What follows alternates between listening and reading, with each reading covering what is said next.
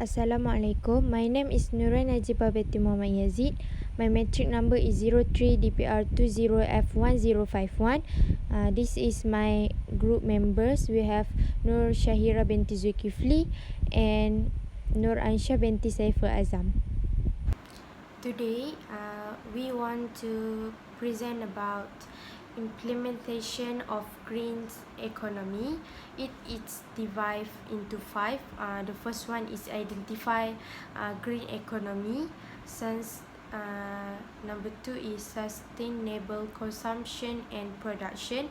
Number 3 is green procurement. And number 4, discuss the implementation of green economy. Number 5 is eco-labeling of green economy. A green economy is an economy that produces human well-being and social equity while reducing environmental risks and ecological scarcity. Green economy can refer to sector energy, topic pollution, principle polluter pay or policy economic boleh mengurangkan risiko persekitaran dan kekurangan ekologi. Ekonomi hijau boleh merujuk kepada sektor iaitu tenaga, topik iaitu pencemaran, prinsip iaitu gaji pencemar atau dasar iaitu instrumen ekonomi. Concept of green economy. The first one is a low carbon economy. It's an economy based on low carbon power, such that therefore has a minimal output of greenhouse gas emission into the atmosphere, specifically carbon dioxide. So ekonomi rendah karbon adalah ekonomi berdasarkan sumber tenaga rendah karbon yang mempunyai output gas rumah hijau yang minimum yang dilepaskan ke atmosfera, khususnya adalah karbon dioksida. Second one is green growth, mean fostering economic growth and development while ensuring that natural assets continue to provide the resources and environmental service on which our well-being relies. So maksud dia adalah pertumbuhan hijau bermaksud mendorong pertumbuhan dan pembangunan ekonomi sambil memastikan aset semula jadi terus menyediakan sumber dan perkhidmatan persekitaran yang menjadi asas kesejahteraan kita. Third one is green job, a decent job that contribute to preserve or restore the environment, be they in traditional sectors such as manufacturing and construction, or in new emerging green sector such as renewable energy and energy efficiency. Green job helps improve energy and raw material efficient. Maksudnya adalah pekerjaan hijau adalah pekerjaan yang layak yang menyumbang untuk memelihara atau memulihkan alam sekitar, sama ada di sektor tradisional seperti pembuatan dan pembinaan atau di sektor hijau yang baru muncul seperti tenaga boleh diperbaharui dan kecekapan tenaga. Pekerjaan hijau membantu meningkatkan kecekapan tenaga dan bahan mentah. Number 4 is a circular economy. Is an economic system aimed at eliminating waste and the continued use of research. Ekonomi keliling adalah sistem ekonomi yang bertujuan untuk membuang sampah dan penggunaan sumber secara berterusan. Both are transdisciplinary and interdisciplinary fields of academic research addressing the interdependence and co-evolution of human economy and natural ecosystem, both intertemporally as adalah bidang penyelidikan akademik transdisipliner and interdisipliner yang menangani saling ketergantungan dan koevolusi ekonomi manusia dan ekosistem semula jadi, baik antara ruang dan spatially. The green economy. There are sustainable solutions to the current economic crisis that has taken hold in Europe. Solutions that will build up the fabric of our society, increase confidence, and bring about a more stable and reliable economic future. Not quick-fix band-aids for corporations, but solutions that bring a better life for everyone. The money that we are pumping into the banks and corporate businesses should be dispersed into the wider economy to have impact on our collective financial future and in the personal lives of all Europeans. Better pension and assistance programs that will improve the quality of life for so many immediately. Education and apprenticeship programs to ensure our youth is prepared for the future and optimistic for what lies ahead. And green jobs. Jobs that will work with and not destroy the environment and will open the essential new avenues for growth that will revive the European economy. Ensuring the future in Europe is a matter of investing in the entire population, allowing us all the opportunity to contribute to our own future. Visit our website. Assalamualaikum. My name is Nur Aisyah binti Muhammad Saiful Azam and my metric number is 03DPR20F1075. Today I would like to present and discuss about the implementation of green economy. The implementation of green economy. How can we analytic understand the challenge of the implementing the green economy and derive sensibly policy recommendation from the rules of first mover advantage when the greener product or process defined more widely. It's also become apparent that achieving a green economy recruit systemic change of production and consumption system rather than a relatively straightforward definition of new product. Bagaimana kita dapat analitik memahami tantangan dalam menerapkan ekonomi hijau dan memperolehi rekomendasi kebijakan yang masuk akal daripada kelebihan penggerakan pertama ini apabila produk atau proses yang lebih hijau tersebar lebih luas. Juga menjadi jelas bahawa untuk mencapai ekonomi hijau memerlukan perubahan sistem pengeluaran dan penggunaan secara sistematik daripada penyebaran sistem baru yang agak mudah. So what can I explain about the green economy is in light of the acknowledgement scholarship started to focus on the socio-technical fulfilling need such as mobility, food provision or energy, the dynamic through which such system change and how they might be governed. The main claim that the system transformation of such system require change in market, institutional framework, policies, consumer practice, infrastructure, industrial structure, technologies and culture. Rather than just a diffusion of greener product, central of transition management is the development of shared vision of the future, the setting up of the stakeholder arenas and conducting experiments to explore possible pathway toward more sustainable system as well as putting the existing remains under pressure. Transaction management has received praise for being an innovative way of thinking about sustainability challenges. It's a long-term sustainability orientation. It's focused on learning and innovation. It's elaborate process architectural. It's theoretically underpinning as a fortification understanding of process of socio-technical change all contribute to the appeal of the transition management model.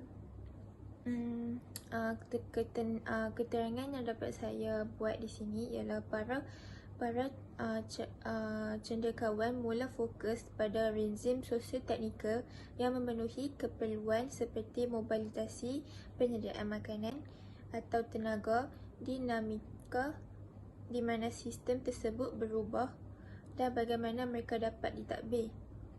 Sistem tersebut memerlukan perubahan dalam pasaran kerangka institusi dasar, amalan pengguna, infrastruktur, struktur industri, teknologi dan budaya, dan bukan hanya penyebaran produk yang lebih hijau. Inti pengurusan peralihan adalah pengembangan visi bersama tentang masa hadapan, penubuhan arena pembangku kepentingan dan melakukan eksperimen yang mencari jalan yang mungkin menuju sistem yang lebih keberlanjutan serta menekankan rezim yang ada. Pengurusan peralihan telah mendapat pujian daripada kerana cara berfikir yang inovatif mengenai cabaran kelestarian. Orientasi keberlanjutan jangka panjangnya fokus pada pembelajaran dan inovasi. Seni bina prosesnya yang rumit, asas teori dalam pemahaman yang canggih mengenai proses perubahan sosio-teknikal, semuanya menyumbang kepada daya tarik model pengurusan peralihan. Next, sustainable consumption and production. Substation consumption and production, or SCP, is a comprehensive cross-cutting concept. SAP aims to do more and better with less by reducing resources use, degradation and pollution along the life cycle of goods and service to enhance the quality of life and well-being for all. The main concept of SCP is not focused only the one of the three aspects of economic growth, environmental protection and social inclusiveness, but to be holistic and combine all the three aspects into one integrated concept. Not only that, unsustainable pattern of consumption and production have been identified as a major cause of environmental degradation way back in the Rio Plus 20. To deal with the wrongly scenario, Principle 8 of the Mario Declaration reduce and eliminate unsustainable pattern of consumption and production, and to promote appropriate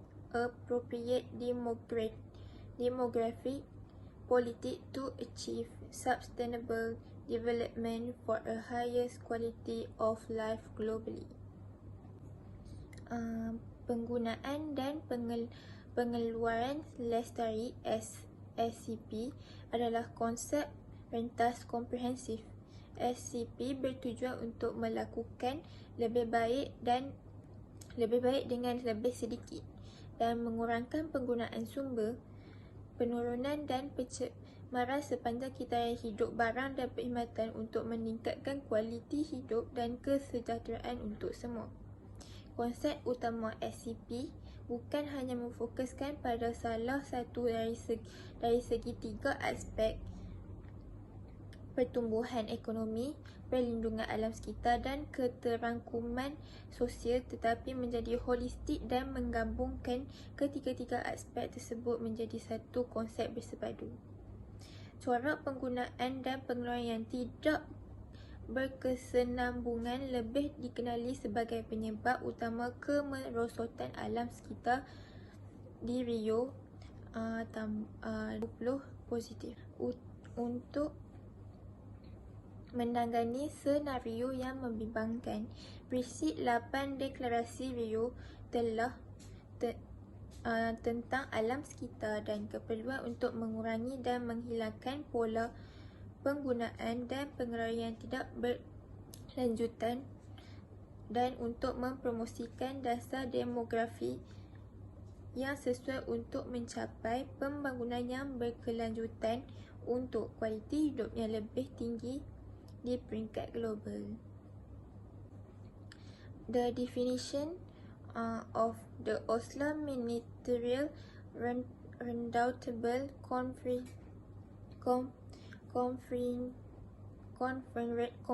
of Sustainable Consumption and Production, Oslo Symposium, in 1994 defined as SCP as the use of goods and services that respond to basic needs and bring the better quality for life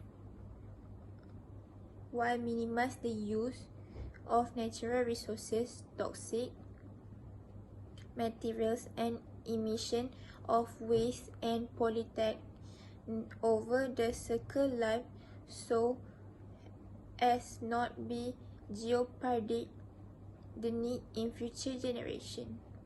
In a simple terms, SCP is a holistic approach that encompasses the triple bottom line of sustainable development as known as social, environmental, or ecological, and financing, focusing in increasing efficiently and preventing unnecessary wasted of resources.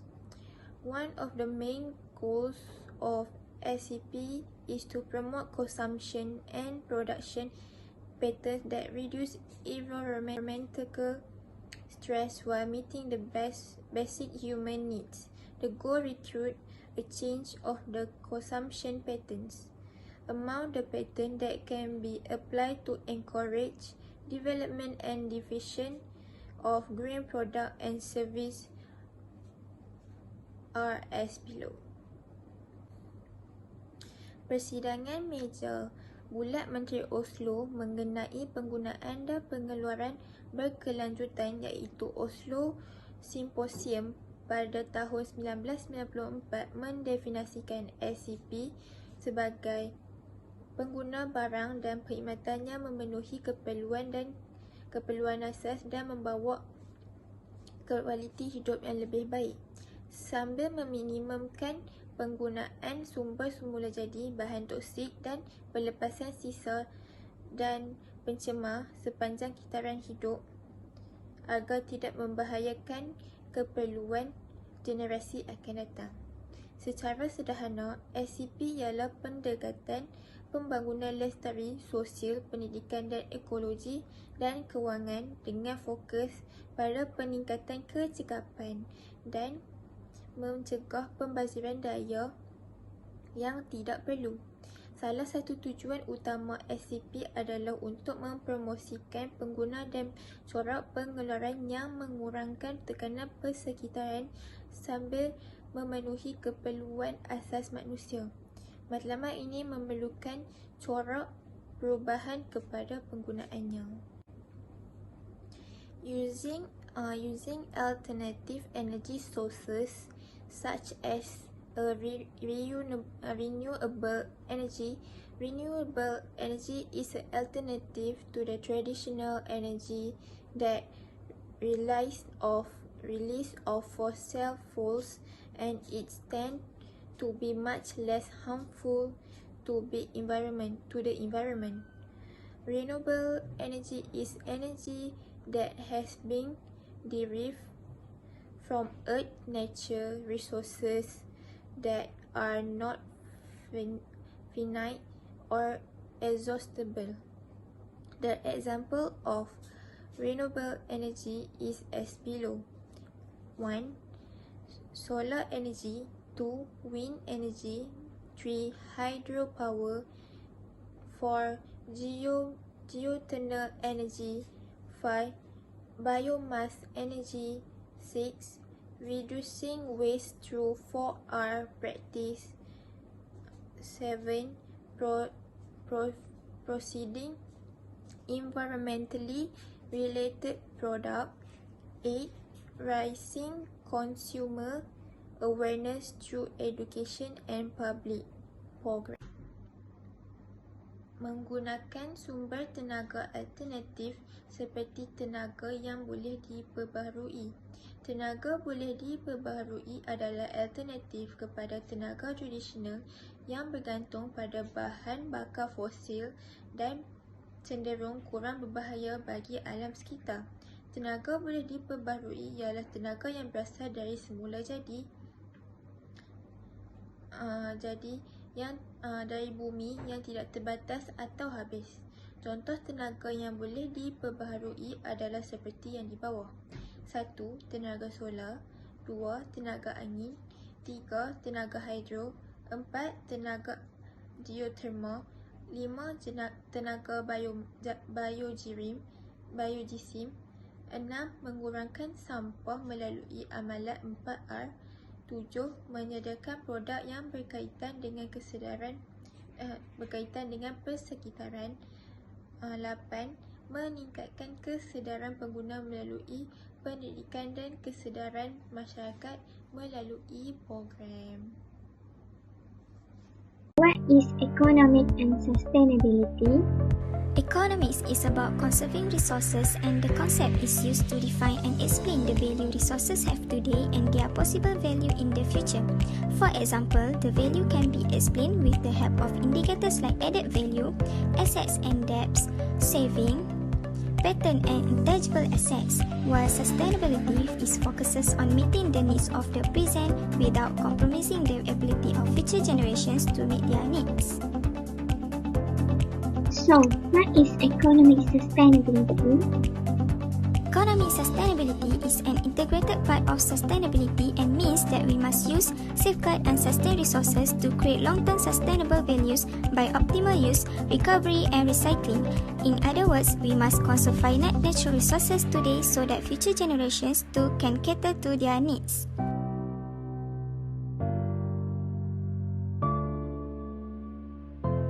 First, to create economic value.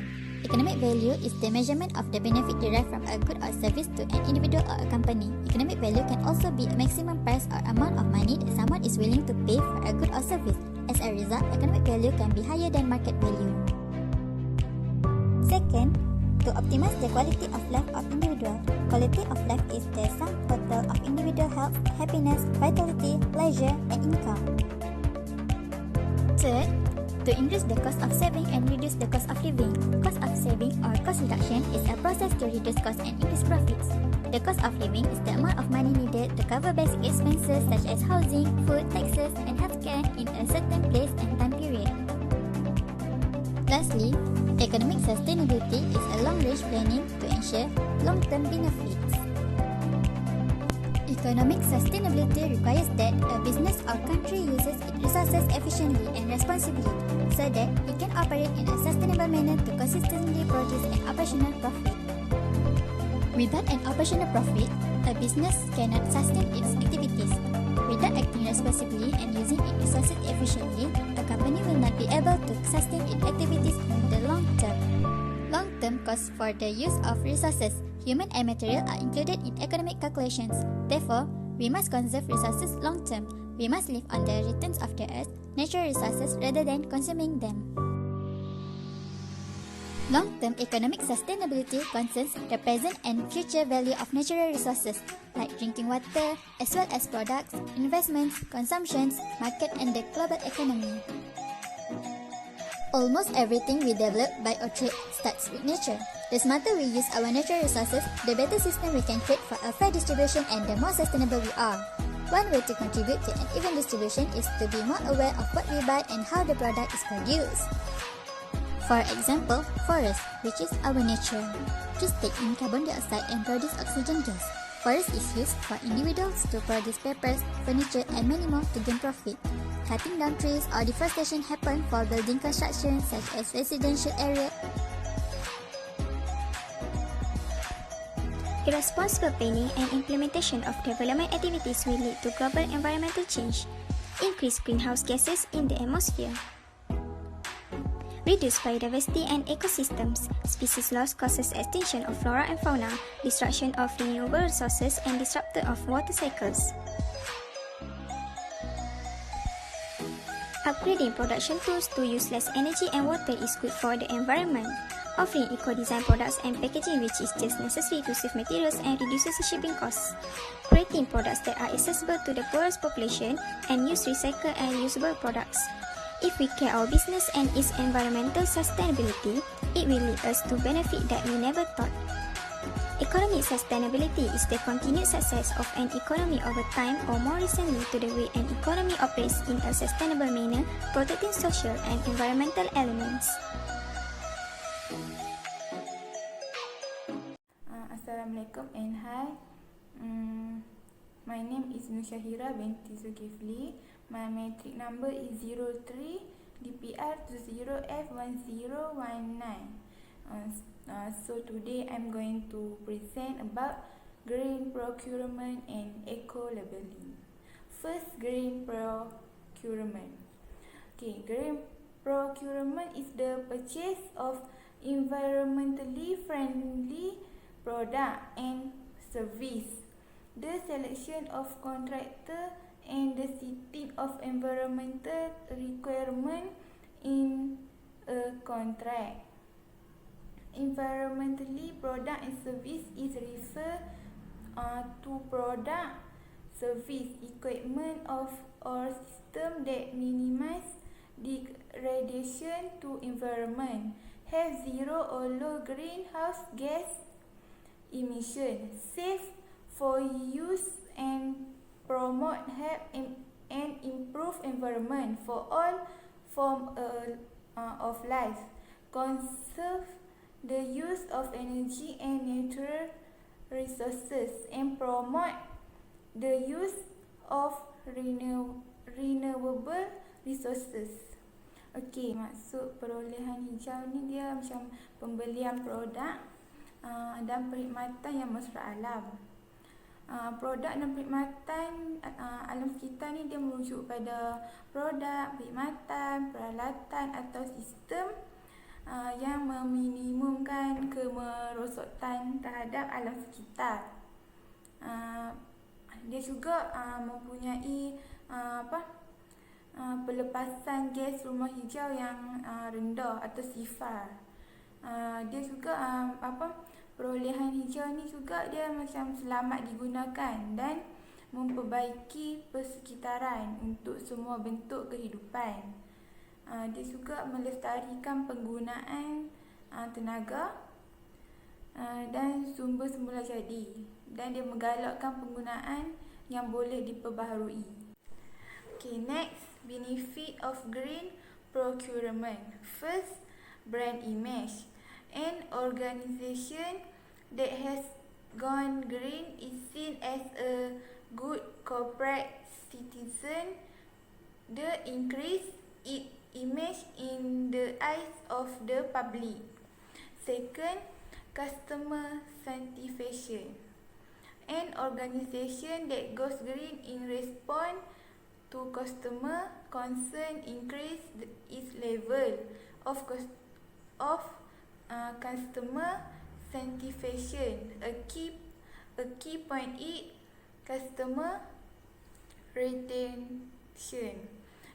Third, cost reduction. Going green does it cost more? More of the time is actually save money, especially when the new product use less energy, generate less waste and less longer. Plus, sometimes green product work better than their toxic counterpart. Going green can reduce the following costs, among other hazardous material management costs, operational costs, repair and replacement costs, disposal cost. Manfaat perolehan hijau. Okay, first, image jenama. Organisasi yang telah menjadi hijau ni, dia dilihat sebagai warga korporat yang baik lah. Dia juga dapat meningkatkan image image image para pembeli tu, sebab pembeli tu dah percaya dengan produk dia, sebab produk dia ada perolehan hijau tu. Lepas tu yang kedua, kepuasan pelanggan. Organisasi yang menjadi hijau ni dia sebagai tindak balas terhadap keprihatinan pelanggan bagi meningkatkan tahap kepuasan pelanggan tu. Dan juga dia jadi titik utama lah dalam pengekalan pelanggan, sebab pelanggan akan beli produk tu. Pelanggan dah percaya dengan produk tersebut, sebab syarikat tu dia mampu memberi kepuasan kepada pelanggan dengan adanya perolehan hijau. Okey, yang ketiga, manfaat dia juga dapat pengurangan kos. Okey, jadi hijau ni dia tak perlukan kos yang tinggi lah. Sebilangan besar sebenarnya dia macam menjimatkan kos. Terutamanya apabila produk baru dia menggunakan lebih sedikit tenaga dan dia bertahan lebih lama. Tambahan pula produk hijau ni dia berfungsi lebih baik lah. Produk hijau ni juga dia dapat mengurangkan banyak kos, macam kos pengurusan bahan bahaya. Dia juga dapat mengurangkan kos tu lah. Dia juga dapat mengurangkan kos operasi, kos pembaikan dan pergantian, dan juga kos pelupusan. Next, green procurement process. First, conducting demand management. Prior to be purchase of product and service, pre-consideration must be carried out, such as different product, service type and technical approach. B. Setting green criteria. Articulate the green requirement so that supply know what is the need. C. Preparing procurement evaluation. Request for quotation or tender document. D. Verification process. Method the identify green product and service based on label, certification and relevant document. E. Monitoring and evaluation. Gathering data, procurement and analysis the impact. Proses perolehan hijau. A. Menjalankan pengurusan permintaan. Sebelum membeli produk atau perkhidmatan, pertimbangan mesti dilakukan, seperti jenis produk, perkhidmatan dan pendekatan teknikal yang berbeza. B. Penetapan kriteria bar hijau. Kita perlu nyatakan keperluan hijau supaya pembekal dapat tahu apa yang diperlukan. C. Menyiapkan penilaian perolehan, permintaan sebut harga atau dokumen tender. Kita perlu tengok permintaan sebut harga tu dan kita perlukan dokumen tender tu. D. Proses pengesahan. Kaedah untuk mengenal pasti produk dan perkhidmatan hijau berdasarkan label, perakuan dan dokumen yang berkaitan. Okey, kita nak tengok produk tu, kita kena tengok label hijau tu. Produk tu kalau ada label tu dia sesuai lah untuk kita beli.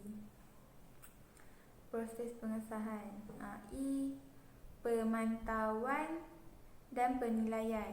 Kita kena mengumpulkan pemerolehan data dan menganalisis kesan dia. Apa kesan baik kita gunakan perolehan hijau tu, apa kesan dia. Okay, green product and service. As stated in National Green Technology Policy, green technology refer to product, equipment or system which minimize the degradation of the environment, has zero or low greenhouse gas emission, safe for use and promote healthy and improve environment for all form of life, conserve the use of energy and natural resources, promote the use of renewable resources. Okay, some criteria commonly used in describing green product and service are safe to use, using energy more efficiently, reduce greenhouse gas emission, reducing the use of natural resources, reducing the amount of hazardous and toxic, reduce the content of ozone depleting substances, reduce air and water pollution, using recycled material, use the renewable resources, conservation of natural forest. Produk dan perkhidmatan hijau.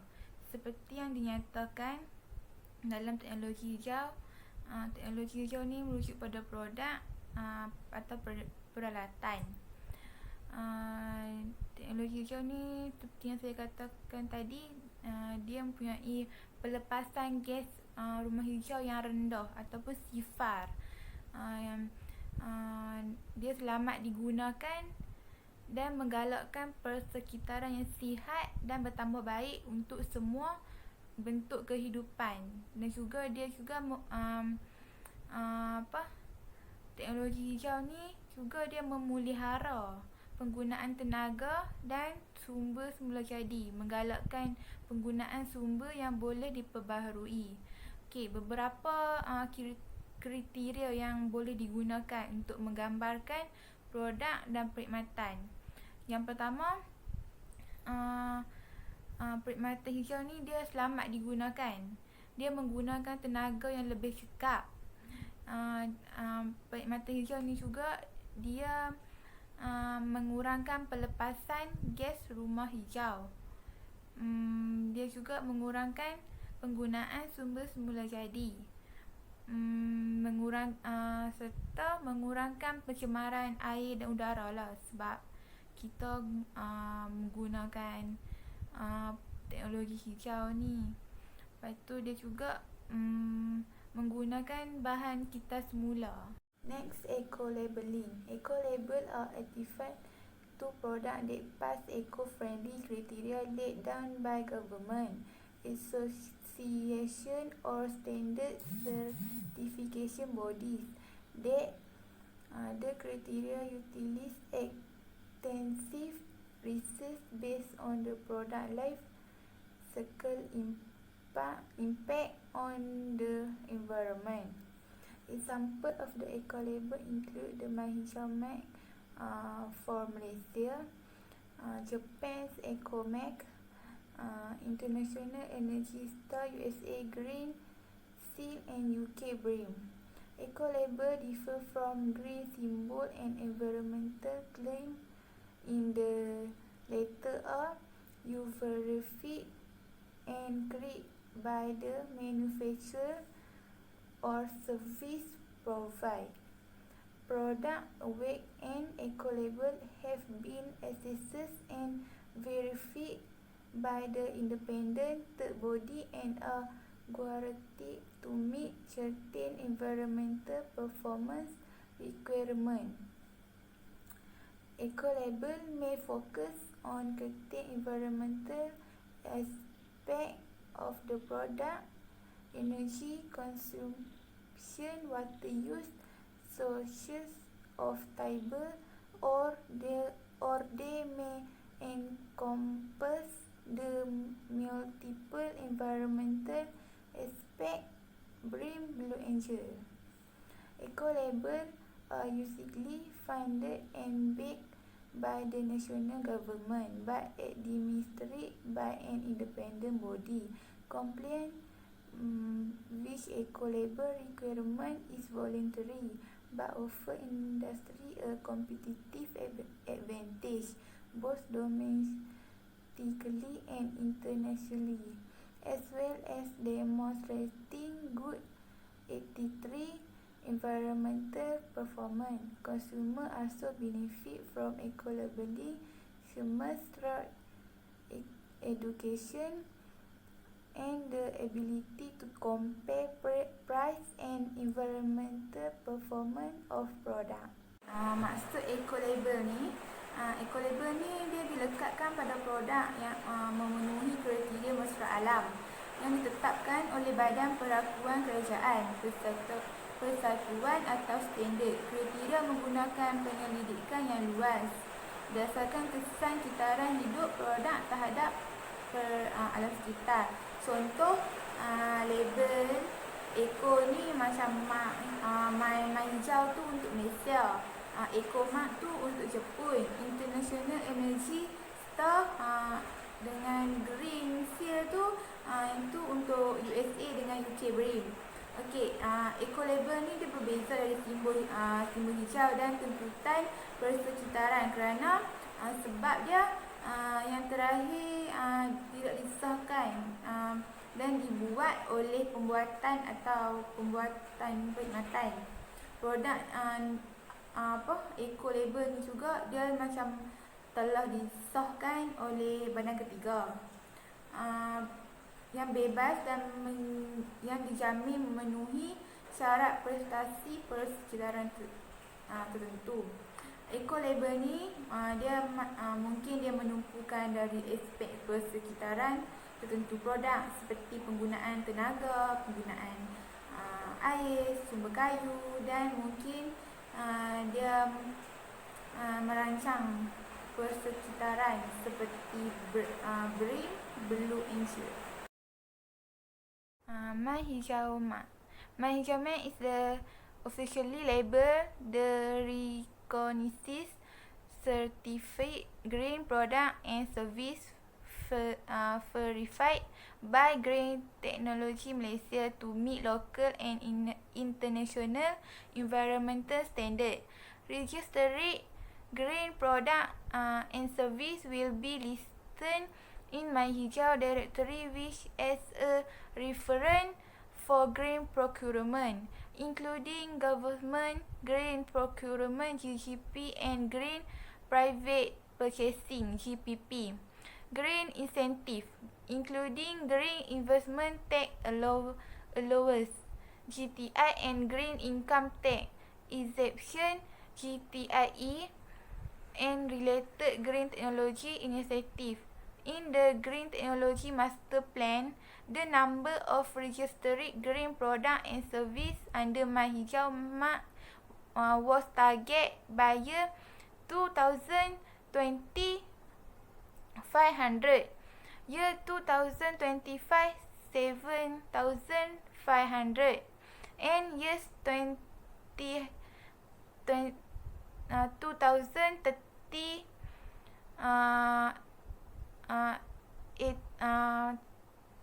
10,000. The number of My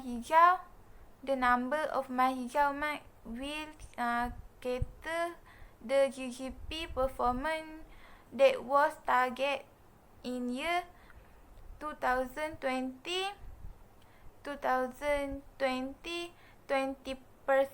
GGP in government sector under 11 Malaysia Plan, and year 2030 40 GGP in government sector under QCP Long Term Action Plan. My Hijau Mak ni adalah label yang rasmi mengiktiraf produk perkhidmatan hijau yang diperakui oleh Green Teknologi Malaysia untuk memenuhi standard persekitaran tempatan dan antarabangsa. Produk dan perkhidmatan hijau ni yang berdaftar akan disenaraikan dalam Direktori My Hijau yang sebagai rujukan untuk perolehan hijau lah, termasuk perolehan hijau kerajaan dan pembelian swasta hijau. Dia juga termasuk dalam elang cukai pelaburan, cukai pendapatan. Bilangan produk dan perkhidmatan hijau yang berdaftar di bawah My Hijau ni disasarkan pada tahun 2020 sebanyak 500. Tahun 2030 sebanyak 10,000. Jumlah My Hijau ni akan memenuhi prestasi QCP yang disasarkan pada tahun 2020. Di sektor bawah rancangan Malaysia ke-11. Okay, next, the tax incentive for green product and service. In tandem with the Malaysia government agent to drive the growth of Malaysian green economy and announcement of green technology tax incentive in the Budget 2014 has been introduced, where green tea accumulation has been mandated to comment and verify on the green technology incentive being offered. The purpose of the incentive is to stretch the development of green technology. Terus, green investment tax allowance for the purchase of green technology equipment, and green income tax exemption for green technology service provider. Okey, insentif cukai untuk produk dan perkhidmatan hijau. Okey, bersama dengan agenda kerajaan Malaysia untuk mendorong pertumbuhan ekonomi hijau, Malaysia pengumuman insentif cukai dan teknologi hijau diperkenalkan, di mana Greenpeace telah memulakan dan mengenal insentif teknologi hijau yang ditawarkan. Tujuan insentif ni untuk memperkuat perkembangan teknologi hijau melalui elang cukai pelaburan hijau untuk pembelian peralatan, aset teknologi hijau dan pengecualian cukai pendapatan hijau untuk penyedia perkhidmatan teknologi hijau. Lastly, there are the scope of green technology incentive. First, green investment tax law. Applicable for companies that acquires qualifying green technology asset and listed under the My Hijau Directory. Second, green investment tax law project. Applicable for the company that undertake qualifying green technology project or project for business or own consumption. Third, green income tax exemption service. Applicable for qualifying green technology service provider company that are listed under the My Hijau Directory. Okey, dalam insentif teknologi hijau ni dia juga terdapat skop insentif teknologi hijau. Yang pertama elang cukai pelaburan hijau. Elang cukai pelaburan hijau ni dia akan berlaku untuk syarikat yang memperolehi aset teknologi hijau bagi memenuhi syarat dan syarat yang disenaraikan di bawah Direktori My Hijau. Yang kedua, projek elang cukai. pelaburan hijau. Projek Sukai Pelaburan ni dia berlaku untuk syarikat yang menjalankan projek teknologi hijau yang memenuhi syarat untuk perniagaan atau penggunaan sendiri. Yang terakhir, perkhidmatan pengecualian cukai pendapatan hijau. Yang ni dia berlaku untuk syarikat yang dia penyediaan perkhidmatan teknologi hijau yang layak disenaraikan di bawah Direktori MyHijau. Okey, sekian. Terima kasih. Every October, nearly 60 countries around the world celebrate World Eco-Label Day to thank consumers, manufacturers and businesses for their support of eco-friendly products and services. Why celebrate eco-labels? Products that receive eco-label certification have met strict criteria that address today's most urgent environmental issues such as toxicity, waste reduction, energy and water use, and air quality. And since eco-label evaluations are done across the product's entire life cycle by an independent third-party certifier, they provide the most comprehensive and credible eco-certification available. How can you celebrate World Eco-Label Day? Share your favorite eco-label products on social media. And if you know a great product that doesn't have an eco-label, ask the manufacturer to get it certified. To learn more, visit worldecolabelday.com.